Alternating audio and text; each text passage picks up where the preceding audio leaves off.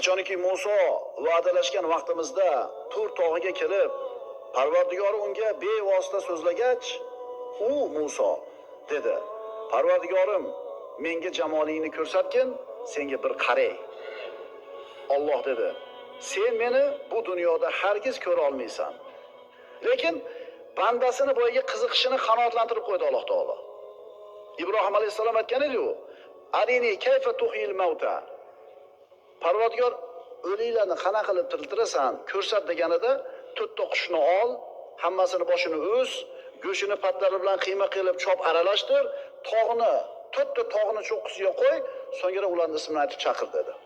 Shunday qilganida boyaga go'shtlar patlar yig'ilib, qushga aylanib keldi, boshini oldi, to'rtta qush bo'ldi. Endi Musa alayhisalom ham Parvardigor ko'ray seni dedi.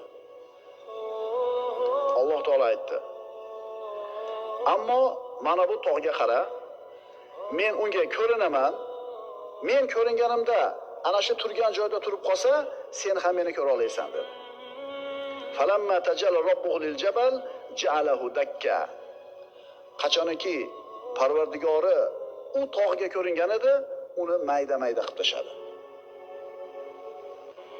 Dunyoda inson Alloh taoloni ko'rishi mumkin emas. Jannatga kiradi, Robbisini ko'radi.